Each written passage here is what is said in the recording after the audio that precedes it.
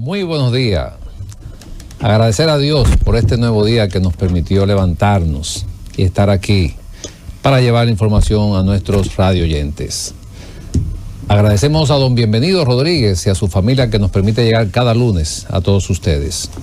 Iniciamos con el lunes urológico en la receta médica. También pueden vernos en canal 110 de Claro y 90 de Altiz.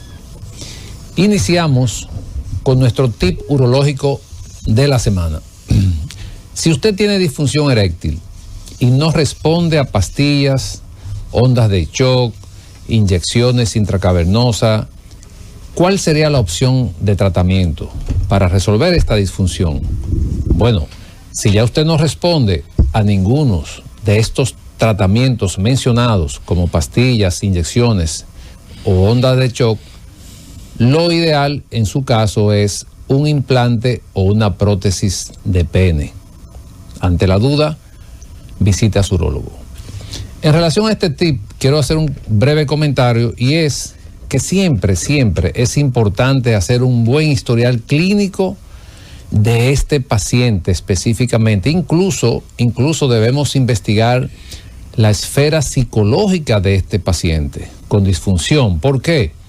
Porque muchos pacientes que tienen una disfunción crónica quiere decir de mucho tiempo, estos pacientes tienen fibrosis a nivel del pene, lo que produce una disminución del tamaño del pene.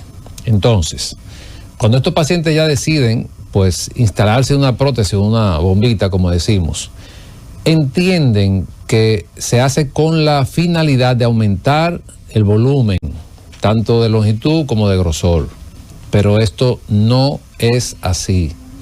La única finalidad de nosotros ofrecerle un implante a un paciente es restablecer la función del órgano. En este caso, restablecer la erección.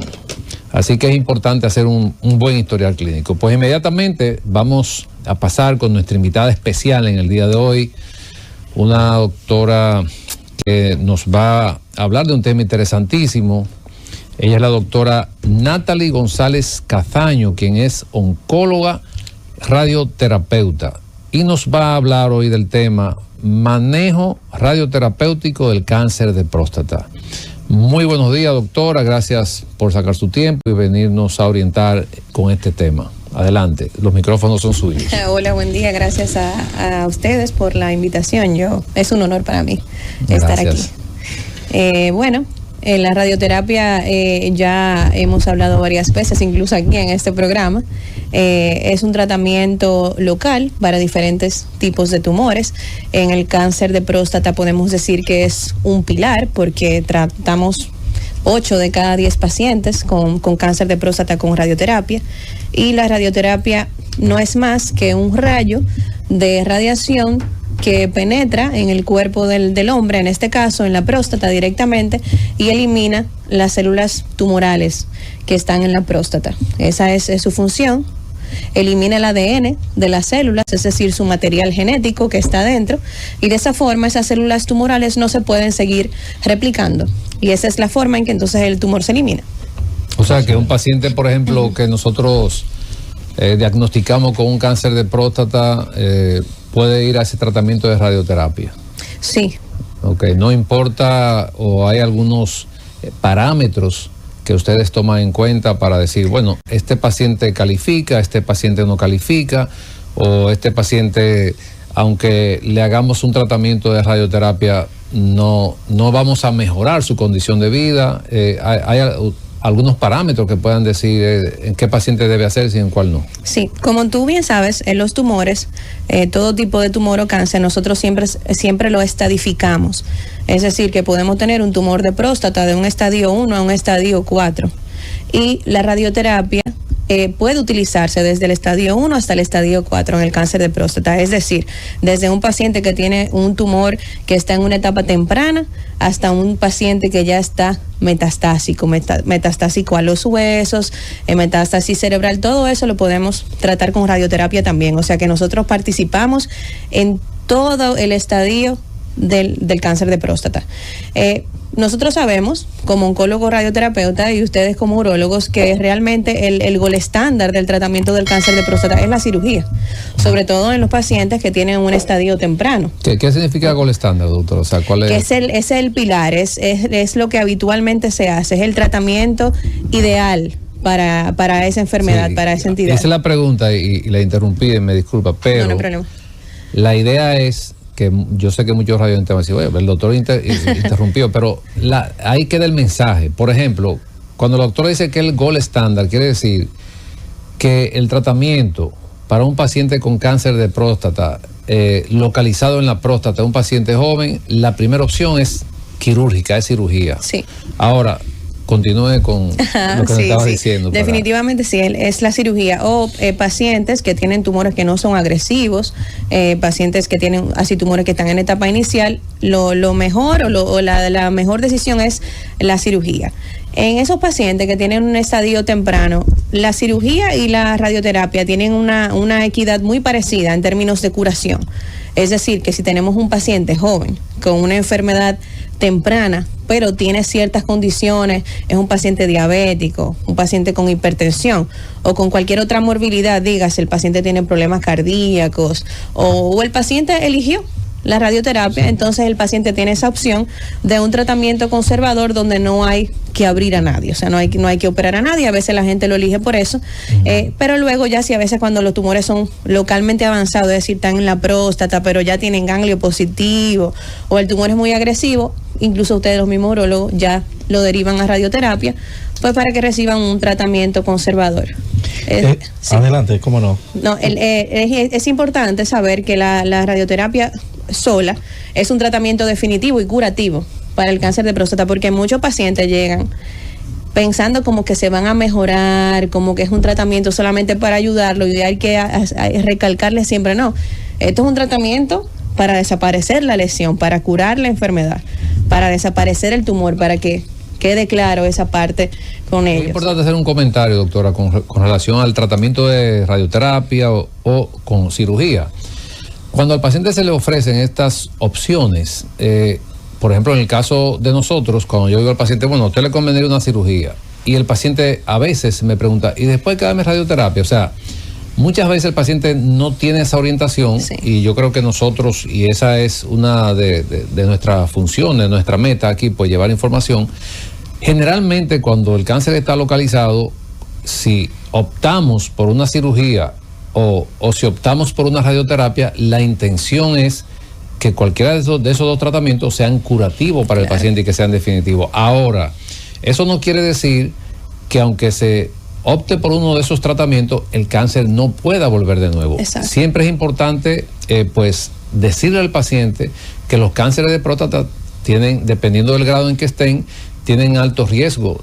Cuando están en alto riesgo, tienen la posibilidad entre un 25 y un 42% de que ese cáncer vuelva de nuevo, no importa si se opera o se da radioterapia. Entonces, esa parte es bueno que siempre se le explica al paciente. Sí. Yo quiero hacer un comentario con relación a las consultas. Y esto es importante porque muchas veces, si uno no tiene, bueno, pues la posibilidad de hacer algo, pues busca la forma de hacerlo de otra manera.